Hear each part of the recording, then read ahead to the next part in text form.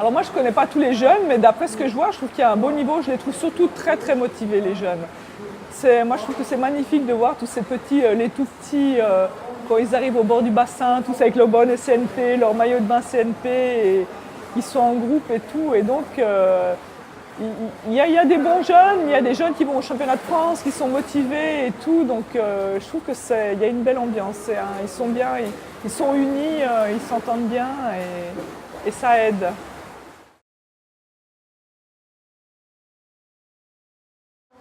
Alors moi, le premier conseil que je donnerais à des jeunes managers, c'est de ne jamais se comparer à un autre de son âge. De choisir son chemin, de se fixer ses objectifs, sans se comparer à un autre qui va plus vite, qui va plus lentement, parce qu'il y aura toujours quelqu'un de plus rapide, il y aura toujours quelqu'un de plus lent. Mais je pense qu'à la fin, quand on est sur le pot de départ, on est sur le pot de départ tout seul, et on doit faire sa course pour soi-même, pour se faire plaisir. Et donc vraiment, le premier conseil, ce serait de ne pas se comparer. De ne pas comparer un nageur qui s'entraîne moins et qui va plus vite et de dire c'est pas juste. Parce que c'est la vie, c'est comme ça. Il y a des nageurs qui s'entraînent beaucoup et qui iront vite. Il y a des nageurs qui s'entraînent beaucoup qui iront pas vite. Il y a des nageurs qui s'entraînent pas beaucoup et qui iront très vite. Et surtout au niveau des jeunes, ça dépend beaucoup physiquement, comment ils sont et tout. Et un nageur qui nage très vite à 10 ans, peut-être qu'il nagera très lentement à 16 ans. Et contrairement à celui qui à 10 ans avait beaucoup de mal, tout d'un coup à 16 ans, il explosera. Donc moi vraiment le conseil c'est de faire ce qu'on a envie, de se faire plaisir avant tout et de ne pas comparer ses performances à celles de quelqu'un d'autre.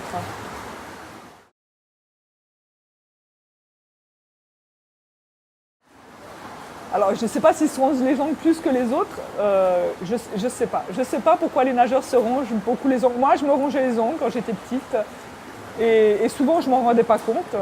C'est après mon père qui me disait « t'avais encore les doigts dans la bouche » et moi j'étais là « non, c'est pas vrai » et en fait si. Et je ne sais pas. Après, gérer le stress, je pense que chaque personne doit trouver sa façon et on le trouve avec le temps. Il faut essayer des petites choses. Et moi j'écoutais de la musique et j'écoutais Coluche. Avant mes courses internationales, à l'époque on avait des Walkman, donc on avait des cassettes, on n'avait pas les téléphones.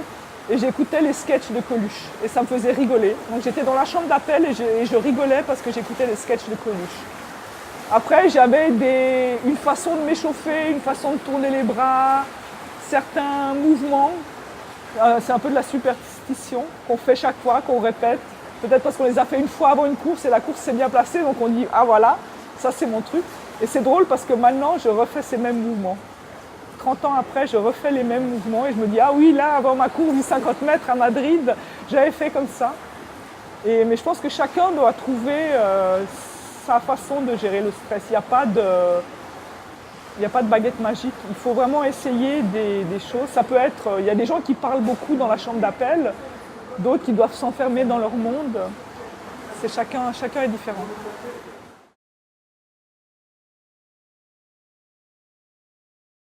C'est vrai qu'en vieillissant, on apprend beaucoup.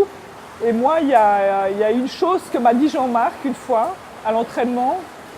Et il m'a dit, ce que tu ne fais pas à l'entraînement, tu ne vas pas réussir à le faire en course.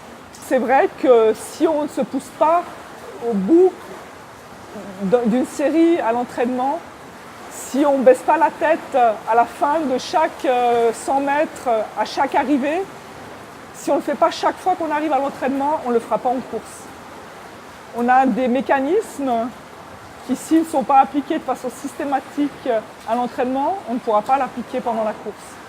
Donc moi, j'aurais vraiment voulu que mon entraîneur me dise, comme le fait Jean-Marc maintenant, chaque fois que j'arrive, on fait des séries, il me fait « Marie-Thérèse, baisse la tête quand tu arrives au mur ». Parce que c'est vrai, j'arrive au mur et je lève. Alors maintenant, je rigole, je dis « non, mais c'est pour la photo ». Et en fait, on perd du temps, on perd des dixièmes.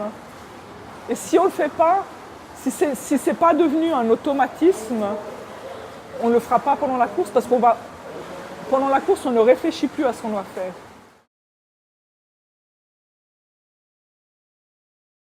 Je lui dirais d'aller au bout de son rêve et de tout mettre de son côté pour y arriver.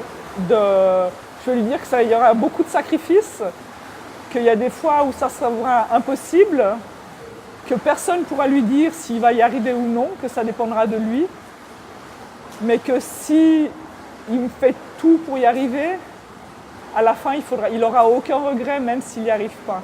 et surtout dans les moments difficiles, parce qu'il y aura des moments où on aura l'impression qu'on en a marre, que c'est pas possible, mes copains ils sortent et tout, moi je suis là, je nage. C'est dans ces moments-là où c'est difficile, il faut serrer les dents.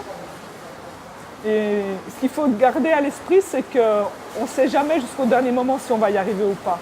Même si on s'entraîne à fond, même si on met tous les atouts de son côté, c'est un rêve incroyable.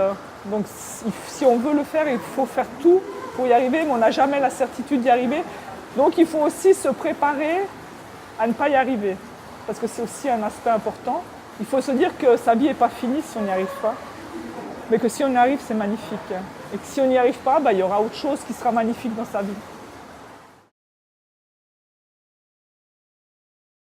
Celui qui définit mieux ce que je ressens, c'est du bonheur. Le CNP m'a redonné goût à une passion que j'avais quand j'étais petite. Il m'a permis de surmonter un moment de ma vie où c'était vraiment difficile. Il m'a permis de connaître de nouveau des gens qui sont extraordinaires. Il m'a permis de faire des nouvelles amitiés qui dureront toute ma vie. Et donc, il m'a apporté que du bonheur.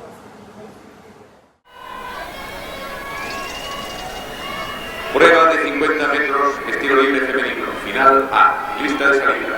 Ladies and gentlemen, these are the finalists for the 50 meters freestyle women. Van a participar, como hemos dicho, por la calle número 1, la holandesa Anne-Marie Verstappen. 26-24 para la nadadora holandesa de esta mañana. Esta es la marca que realizó Anne-Marie Verstappen.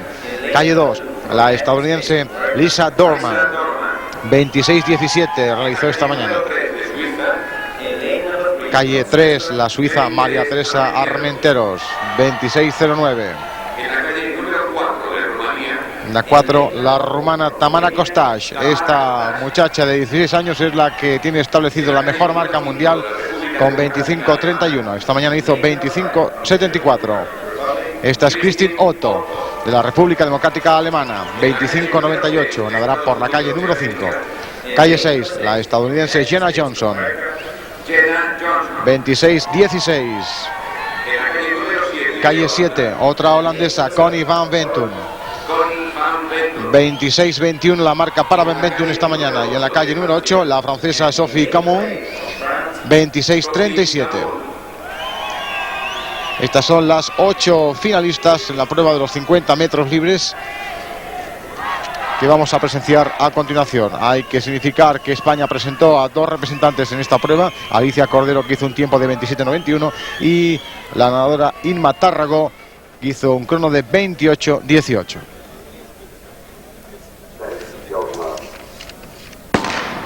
Salida válida, atención a la calle 4, donde nada Tamara Kostas, la actual nadadora que posee la mejor marca mundial con 25-31.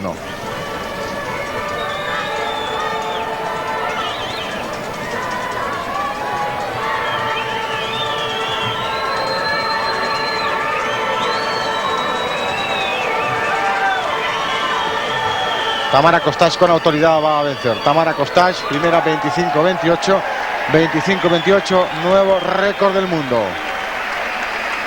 25-28.